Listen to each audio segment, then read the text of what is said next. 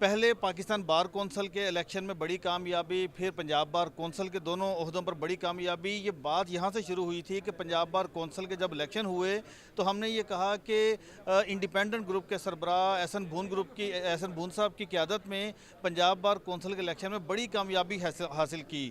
तो उस वक्त मुख्तलिफ जो हलके थे, जो मुखालफिन थे, उन्होंने मुख्तलिफ तरह की बातें की और कहा ऐसा नहीं है, इतनी सीटें नहीं हैं। पंजाब बार कौंसिल के इलेक्शन में जब फिर मेंबरान ने वोट डाला तो 56 मेंबरान ने एहसन बून ग्रुप के उम्मीदवारों के हक़ में वोट कास्ट किया, जहां पर सच सबके सामने आया। तो इस वक्त एहसन बून साहब हमारे साथ मौजूद हैं। बून साहब, पहले तो ये ज़रा बताइएगा ना, जब नताइज आ रहे थे तो मुख्तलिफ प्रेस कॉन्फ्रेंसें हो रही थी, सोशल मीडिया पर बातें हो रही थी कि बून ग्रुप इतने वोट नहीं जीत सका। मैं आपको अर्ज़ करूं, हमने तो कभी मुबालगा राय पे ना यकीन रखते हैं और ना मुबालगा राय की है। मुबालगा राय में आपने देखा कि बाकायदा तौर पे एक प्रेस कॉन्फ्रेंस की जब वज़ीर आज़म ने हमें इंडिपेंडेंट ग्रुप को मुबारकबाद दी, तो यहाँ दूसरे ग्रुप के सरबराह और हाई कोर्ट बार के प्रेसिडेंट को साथ बिठा के उन्होंने की कि जी हम उनकी ये स्टेटमेंट की मजम्मत करते हैं, और जब सामने आ जाता है सच, फिर इनको मुँह छुपाने का मौका नहीं मिलता। हालांकि उस वक्त जब नताइज आए थे तो गालिबन 50 सीटों की बात हो रही थी, बाद में फिर 56। मैंने तो उस वक्त भी ये कहा था कि इस वक्त हमने 48 सीटें हमने हमारे अपने नामी जीते हैं, बाकी इंडिपेंडेंट हैं, उनमें से इंशाल्लाह 8-9 जो हैं वो हमारे साथ होंगे। लेकिन यहाँ पे देखें, हमने लाहौर बार का इलेक्शन लूज़ किया, हम मान गए। इसी तरह बाकी पूरे पंजाब में हमने अगर जीता है, और लाहौर बार में भी हमारे वाइस प्रेसिडेंट के कैंडिडेट जीते, हमारे सेक्रेटरी भी जीते, छोटी सीटों पे बाकी भी जीते। वो ये नहीं हमारी सिर्फ प्रेसिडेंट का हमने इलेक्शन वहाँ लूज़ किया, बाकी हमारे नुमाइंदे मौजूद हैं।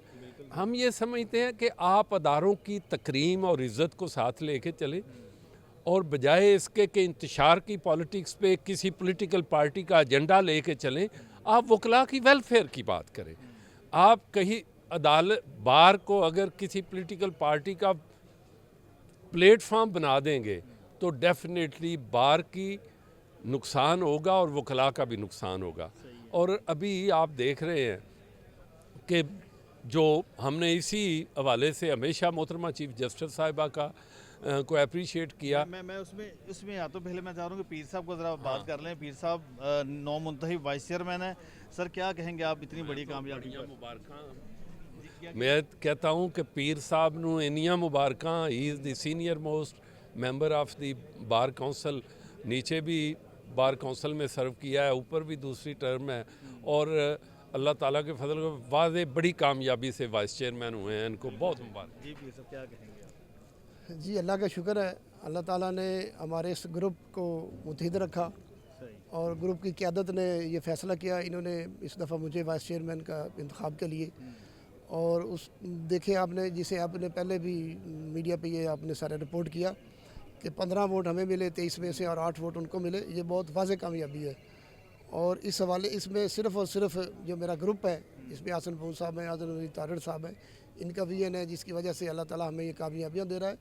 चूँकि इनका एजेंडा ही एक है, सिर्फ वकला की वेलफेयर। मैंने जब दूसरे इलेक्शन हो गए थे, इंतखाबात के बाद दूसरे लोग बैठे थे सारे हमारे साथी, उन्होंने कहा जी अपोजिशन को ये हमें भी कोई रोल दें। मैंने उनसे गुजारिश की कि यहाँ कोई अपोजिशन नहीं है, हम एक फैमिली हैं, थोड़े 23 लोग हैं, पूरे पाकिस्तान से हम इलेक्ट होके आए हैं, हम वकला की वेलफेयर के लिए यहाँ आए हैं।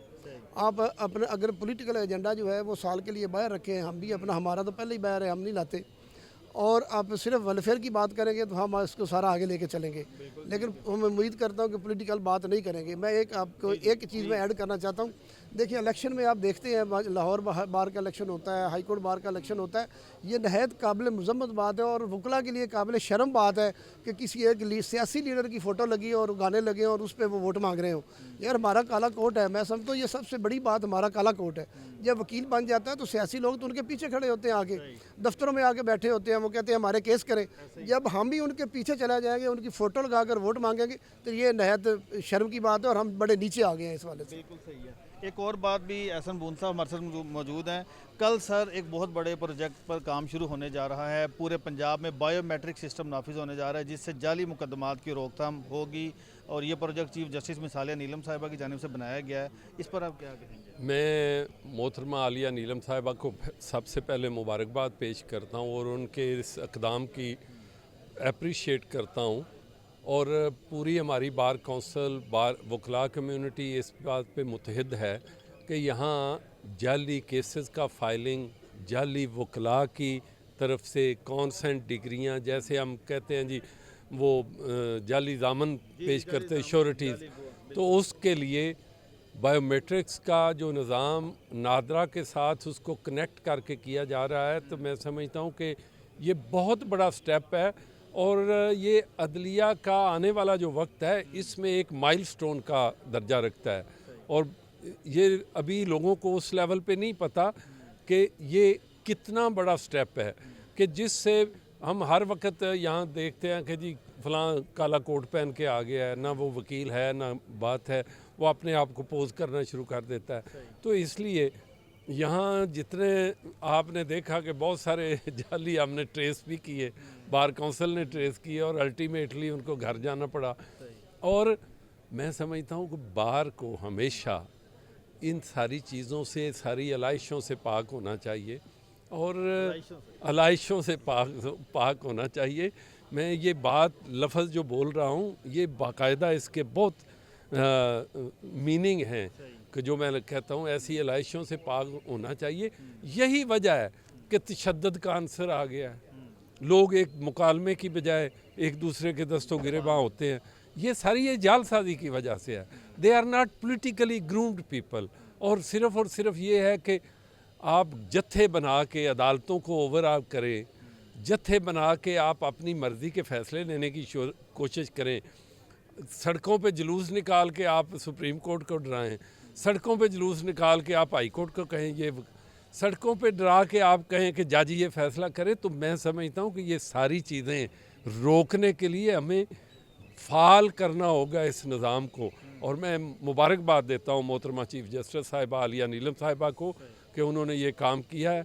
हम उनके जुडिशल टावर का भी इफ्तिताह होने जा रहा है, लाहौर में पूरी अदालतें भी यकजा होने जा रही हैं। वो इसलिए ये सबसे पहले जब ये बात करते थे तो उस वक़्त ये हमारा ही मंसूबा था और हमने ही उस वक़्त गवर्नमेंट से नेगोशिएट करके ये जो दूसरे ग्रुप वाले लेने का कोशिश क्रेडिट लेने की कोशिश करते हैं ना कि ये इलेक्शन से पहले ये अनाउंसमेंट कर दे, फलां कर दे, ये हमने फिर गवर्नमेंट से नेगोशिएट किया। और मोहतरमा चीफ जस्टिस साहिबा ने उस जब हमारा मुतालबा था तो उन्होंने गवर्नमेंट को, चीफ सेक्रेटरी को, रजिस्ट्रार ने बुला के उन्होंने कहा, बल्कि उन्होंने एक बड़ा डिफेक्टिव किस्म का मंसूबा लेके आए जिसको अल्टीमेटली चीफ जस्टिस साहिबा ने देख के रिजेक्ट कर दिया कि मैं रोज़ अपनी अदालतों को इस तरह नहीं इधर से इधर, आगे से पीछे। उन्होंने फिर कहा कि यहाँ 11 टावर होने चाहिए, उसके अलावा पार्किंग का इंतज़ाम होना चाहिए, हर जो ज़िला है उसके लिए इंडिपेंडेंट टावर होना चाहिए, सिविल, क्रिमिनल, बाकी। तो मैं समझता हूँ कि ये चीफ जस्टिस साहब ने बहुत ज़्यादा मीटिंग की इस मामले पर वो इसलिए बड़ी देर के बाद ऐसी चीफ जस्टिस साहिबा आई हैं, चीफ जस्टिस जिनका अपना एजेंडा नहीं, उनका अदालती रिफॉर्म का एजेंडा है। वरना यहाँ पे आपको पता ही है कि बहुत सारे एजेंडे अपने होते हैं। और ये जो माफियाज थे जो माजी से मार्शल लॉ की पुष्टपनाही से कब्ज़ा किए हुए थे, उन्होंने सारी ज़िंदगी इस अदारे को खाया है और पहली आई हैं तो उन्होंने सिर्फ कंसंट्रेट किया है सिर्फ अपने अदारे पे। तो हम मुबारकबाद भी देते हैं, अप्रिशिएट भी। Thank you very much.